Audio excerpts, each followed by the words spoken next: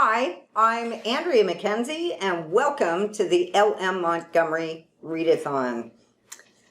Today, I will be reading the first chapter of Anne of Green Gables by L.M. Montgomery. The epigraph reads, "The good stars met in your horoscope, made you of spirit and fire and dew," by Browning.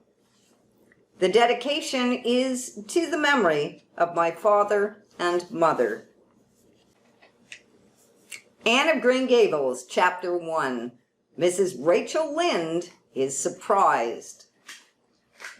Mrs. Rachel Lynde lived just where the Avonlea main road dipped down into a little hollow, fringed with alders and ladies' eardrops, and traversed by a brook that had its source away back in the woods of the old Cuthbert place. It was reputed to be an intricate, headlong brook in its earlier course through those woods, with dark secrets of pool and cascade. But by the time it reached Lynde's Hollow, it was a quiet, well-conducted little stream, for not even a brook could run past Mrs. Rachel Lynde's door without due regard for decency and decorum. It probably was conscious that Mrs. Rachel was sitting at her window, keeping a sharp eye on everything that passed, from brooks and children up, and that if she noticed anything odd or out of place, she would never rest until she had ferreted out the whys and wherefores thereof. There are plenty of people in Avonlea and out of it who can attend closely to their neighbor's business by dint of neglecting their own. But Mrs. Rachel Lynde was one of those capable creatures who can manage their own concerns and those of other folks into the bargain. She was a notable housewife. Her work was always done, and well done. She ran the sewing circle, helped run the Sunday school, and was the strongest prop of the Church Aid Society and Foreign Missions Auxiliary. Yet, with all this, Mrs. Rachel found abundant time to sit for hours at her kitchen window, knitting cotton warp quilts. She had knitted 16 of them, as Avonlea housekeepers were wont to tell in awed voices, and keeping a sharp eye on the main road that crossed the hollow and wound up the steep red hill beyond. Since Avonlea occupied a little triangular peninsula jutting out into the Gulf of St. Lawrence, with water on two sides of it, anybody who went out of it or into it had to pass over that hill road and so run the unseen gauntlet of Mrs. Rachel's all-seeing eye. She was sitting there one afternoon in early June. The sun was coming in at the window warm and bright. The orchard on the slope below the house was in a bridal flush of pinky-white bloom, hummed over by a myriad of bees. Thomas Lynde, a meek little man whom Avonlea people called Rachel Lynde's husband, was sowing his late turnip seed on the hill field beyond the barn, and Matthew Cuthbert ought to have been sowing his on the big red brook field away over by Green Gables. Mrs. Rachel knew that he ought, because she had heard him tell Peter Morrison the evening before, in William J. Blair's store over at Carmody, that he meant to sow his turnip seed the next afternoon. Peter had asked him, of course, for Matthew Cuthbert had never been known to volunteer information about anything in his whole life. And yet, here was Matthew Cuthbert at 3:30 on the afternoon of a busy day, placidly driving over the hollow and up the hill.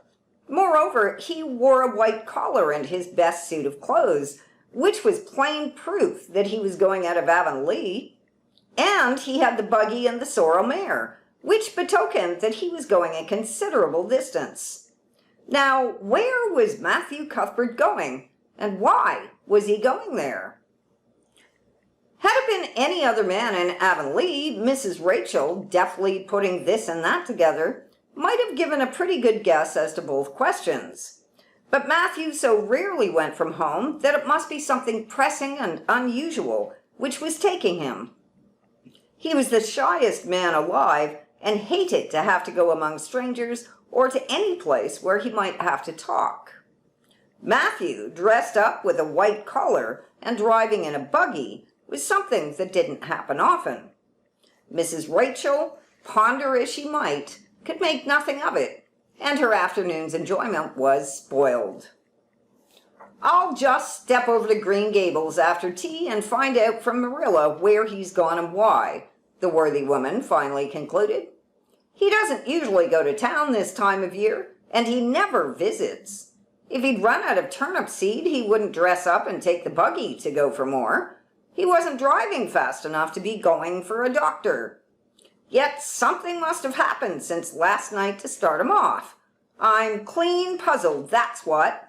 And I won't know a minute's peace of mind or conscience until I know what has taken Matthew Cuthbert out of Avonlea today." Accordingly, after tea, Mrs. Rachel set out. She had not far to go. The big, rambling, orchard-embowered house where the Cuthberts lived was a scant quarter of a mile up the road from Lynde's Hollow. To be sure, the long lane made it a good deal further. Matthew Cuthbert's father, as shy and silent as his son after him, had got as far away as he possibly could from his fellow men without actually retreating into the woods, when he founded his homestead. Green Gables was built at the furthest edge of his cleared land, and there it was to this day, barely visible from the main road along which all the other Avonlea houses were so sociably situated. Mrs. Rachel Lynde did not call living in such a place living at all. "It's just staying, that's what," she said as she stepped along the deep-rutted, grassy lane bordered with wild rose bushes. "It's no wonder Matthew and Marilla are both a little odd, living away back here by themselves. Trees aren't much company, though dear knows if they were, there'd be enough of them. I'd rather look at people. To be sure, they seem contented enough, but then I suppose they're used to it. A body can get used to anything, even to being hanged, as the Irishman said." With this, Mrs. Rachel stepped out of the lane into the backyard of Green Gables. Very green and neat and precise was that yard, set about on one side with great patriarchal willows, and on the other with prim Lombardies. Not a stray stick nor stone was to be seen, for Mrs. Rachel would have seen it if there had been. Privately, she was of the opinion that Marilla Cuthbert swept that yard over as often as she swept her house. One could have eaten a meal off the ground without over-brimming the proverbial peck of dirt. Mrs. Rachel rapped smartly at the kitchen door and stepped in when bidden to do so. The kitchen at Green Gables was a cheerful apartment, or would have been cheerful if it had not been so painfully clean as to give it something of the appearance of an unused parlor. Its windows look east and west. Through the west one, looking out on the backyard, came a flood of mellow June sunlight. But the east one, whence you got a glimpse of the bloom-white cherry trees in the left orchard, and nodding, slender birches down in the hollow by the brook, was greened over by a tangle of vines. Here sat Marilla Cuthbert, when she sat at all, always slightly distrustful of sunshine, which seemed to her too dancing and irresponsible a thing for a world which was meant to be taken seriously. And here she sat now, knitting, and the table behind her was laid for supper. Mrs. Rachel, before she had fairly closed the door, had taken mental note of everything that was on that table. There were 3 plates laid, so that Marilla must be expecting someone home with Matthew to tea.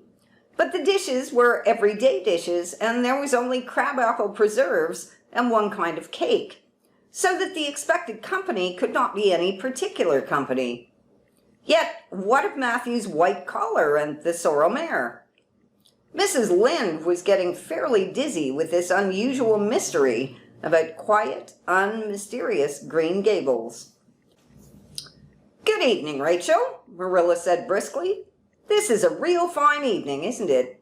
Won't you sit down? How are all your folks?" Something that, for lack of any other name, might be called friendship, existed and always had existed between Marilla Cuthbert and Mrs. Rachel, in spite of, or perhaps because of, their dissimilarity. Marilla was a tall, thin woman with angles and without curves. Her dark hair showed some gray streaks and was always twisted up in a hard little knot behind, with 2 wire hairpins stuck aggressively through it. She looked like a woman of narrow experience and rigid conscience, which she was. But there was a saving something about her mouth which, if it had been ever so slightly developed, might have been considered indicative of a sense of humor. "We're all pretty well," said Mrs. Rachel. "I was kind of afraid you weren't, though, when I saw Matthew starting off today. I thought maybe he was going to the doctor's." Marilla's lips twitched understandingly. She had expected Mrs. Rachel up. She had known that the sight of Matthew jaunting off so unaccountably would be too much for her neighbor's curiosity. "Oh, no, I'm quite well, although I had a bad headache yesterday," she said. "Matthew went to Bright River. We're getting a little boy from an orphan asylum in Nova Scotia, and he's coming on the train tonight." If Marilla had said that Matthew had gone to Bright River to meet a kangaroo from Australia, Mrs. Rachel could not have been more astonished. She was actually stricken dumb for 5 seconds. It was unsupposable that Marilla was making fun of her, but Mrs. Rachel was almost forced to suppose it. "Are you in earnest, Marilla?" she demanded when voice returned to her. "Yes, of course," said Marilla, as if getting boys from orphan asylums in Nova Scotia were part of the usual spring work on any well-regulated Avonlea farm, instead of being an unheard-of innovation. Mrs. Rachel felt that she had received a severe mental jolt. She thought in exclamation points. A boy! Matthew and Marilla Cuthbert, of all people, adopting a boy! From an orphan asylum!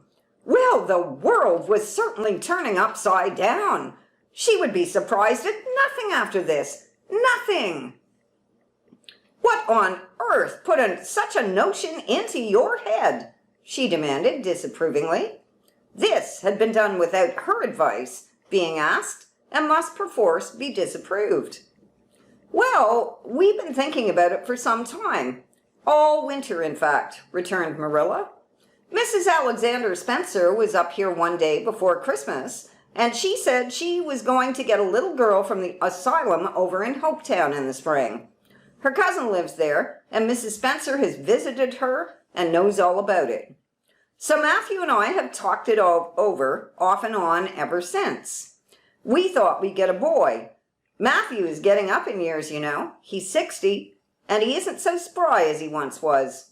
His heart troubles him a good deal, and you know how desperate hard it's got to be to get hired help.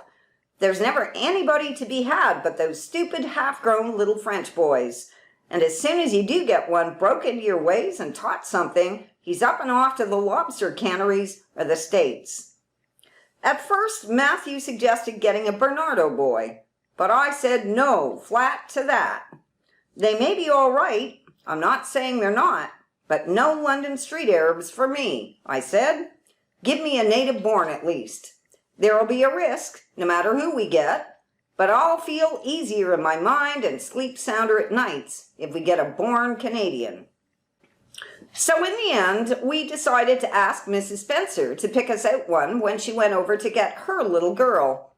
We heard last week she was going, so we sent her word by Richard Spencer's folks at Carmody to bring us a smart, likely boy of about 10 or 11.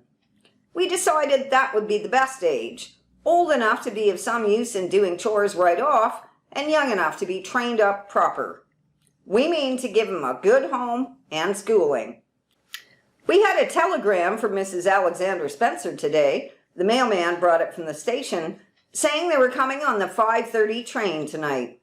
So Matthew went to Bright River to meet him. Mrs. Spencer will drop him off there. Of course, she goes on to White Sands Station herself. Mrs. Rachel prided herself on always speaking her mind. She proceeded to speak it now, having adjusted her mental attitude to this amazing piece of news. "Well, Marilla, I'll just tell you plain that I think you're doing a mighty foolish thing, a risky thing, that's what. You don't know what you're getting. You're bringing a strange child into your house and home, and you don't know a single thing about him, nor what his disposition is like, nor what sort of parents he had, nor how he's likely to turn out. Why, it was only last week I read in the paper how a man and his wife up west of the island took a boy out of an orphan asylum, and he set fire to the house at night. Set it on purpose, Marilla, and nearly burnt them to a crisp in their beds. And I know another case where an adopted boy used to suck the eggs. They couldn't break him of it.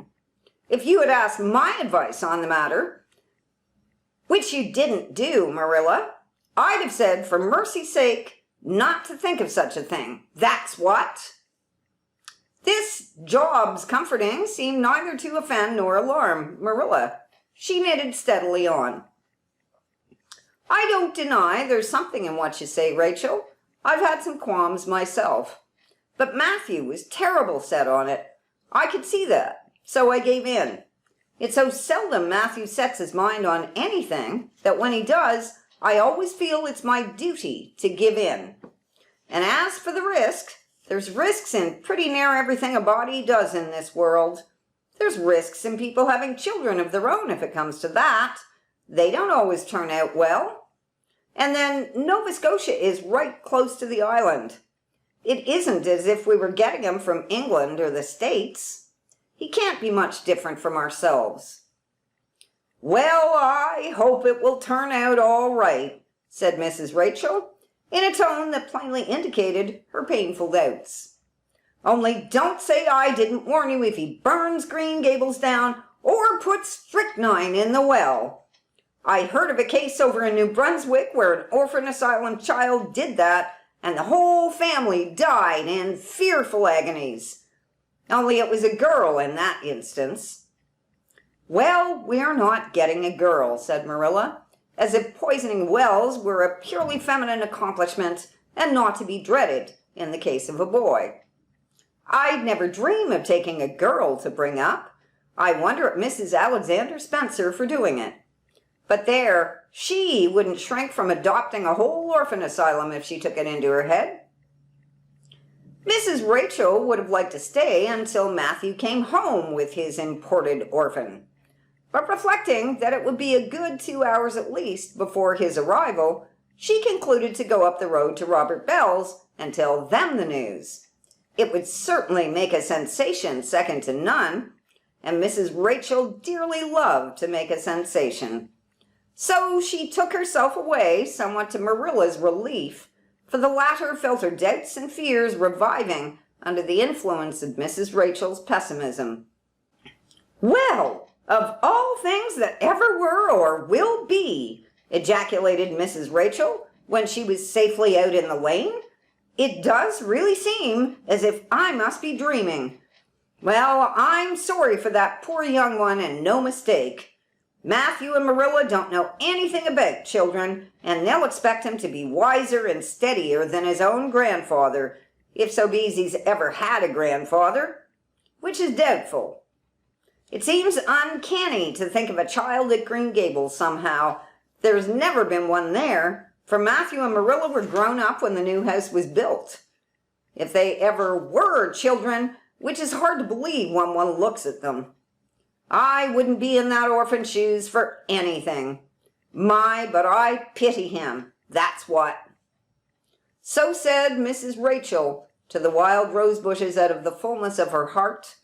But if she could have seen the child who was waiting patiently at the Bright River station at that very moment, her pity would have been still deeper and more profound. That's the end of chapter 1. Thank you for listening, and this is Andrea signing off.